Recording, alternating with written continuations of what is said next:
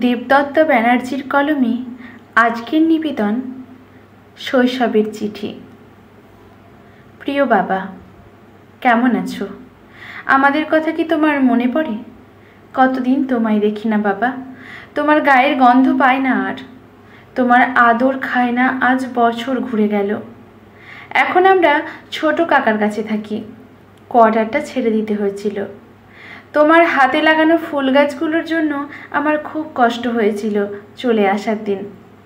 আমাদের পেয়ারা গাছটাই কচি পেয়ারা ধরেছিল, জামরুল গাছেও জামরুলের ফুল এসেছিল, আর তোমার সেই যত্ন করে লাগানো হলুদ গোলাপ গাছটায় কুড়ি এসেছিল বেশ কয়েকটা। ফুল ফোটা আর দেখতে পাইনি। আমাদের ভুগুকে ছোট কাকা আনতে দেয়নি। কাকার বাড়িতে কুকুর রাখার জায়গা নেই। কাকিমা কুকুর ভালোবাসে না যে।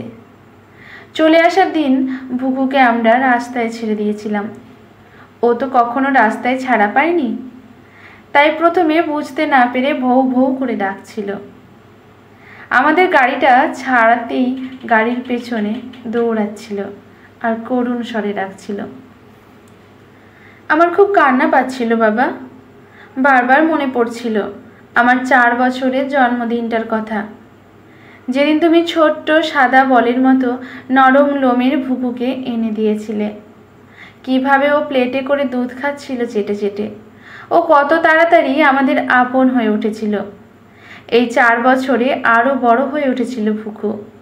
রোজ আমি স্কুল থেকে ফিরলে আমায় দেখে লেজ নাড়ত, আমার পা চেটে দিত। ও তো রাস্তার কুকুরদের ভয় পেত। কে জানে এখন কি করছে?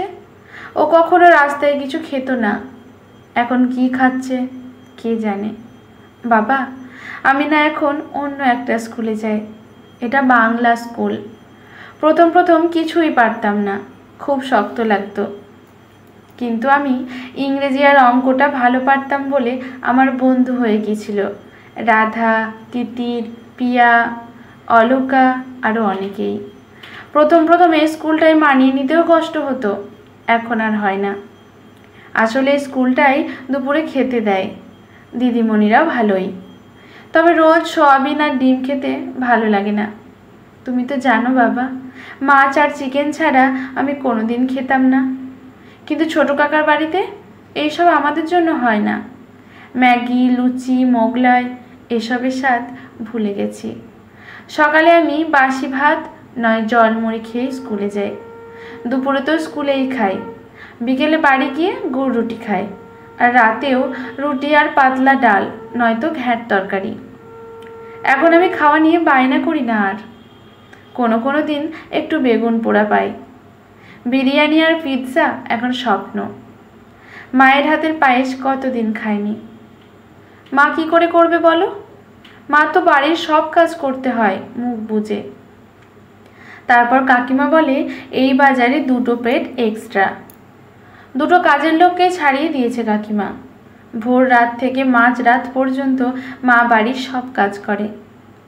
মার কাছে তো তেমন টাকাও থাকে না। ওই ব্যাংকের এমআইএসের কয়েকটা টাকা, তা থেকে আমার বই খাতা, কখনো শরীর খারাপ হলে ওষুধ, সব তো মাকেই দেখতে হয়। জানো বাবা, আমার খুব মনে পড়ে আমাদের সেই ফেলে আসা দিনগুলোর কথা। ছুটির দিনগুলো কত সুন্দর ছিল। কত জায়গায় ঘুরতে নিয়ে যেতে তুমি, কত কি খাওয়াতে। এখন আমার কাছে ছুটির দিন মানেই আতঙ্ক। স্কুলে থাকলে পেট ভরে খেতে পাই, ছুটির দিনে মায়ের হাতে হাতে কাজ করলে কাকিমা দুপুরে ভাত দেয় আমায়, তবে সেদিন মা চিড়া খেয়ে থাকে। কিন্তু তার থেকেও বেশি ভয় এই দিনগুলোতে কাকিমার ভাই আসে। ওই মামাটা খুব বাজে। আমাদের ছাদের ঘরে তখন উঠে আসে, আর আমার সাথে খুব নোংরা। ওই লোকটা জানো বাবা, আমায় জোর করে মুখ চেপে রাখে। মা তখন রান্নাঘরে ব্যস্ত থাকে। কাকিমা একবার দেখে ফেলেছিল, কিন্তু আমাকেই বকেছিল। মাকে ভয়ে বলতে পারি না বাবা, ভয় হয়। যদি এখান থেকেও আমাদের তাড়িয়ে দেয়, কোথায় যাব? আমাদের খুব কষ্ট বাবা। মা বলে তুমি আকাশের তারা হয়ে আছো। রোজ রাতে মা যে ছাদে দাঁড়িয়ে চোখের জল ফেলে, তুমি কাঁদে দেখতে পাও না? কেন আমাদের এভাবে ফেলে চলে গেলে তুমি? আমাদের কথা একটু ভাবো। ফিরে এসো বাবা। সেই দিনগুলো যেন দুঃস্বপ্নের মতো। আগের সেই স্বপ্নীল দিনগুলোকে ফিরিয়ে আনো। ইতি, তোমার আদরের তোরা। আজকের গল্পটি এখানেই সমাপ্ত।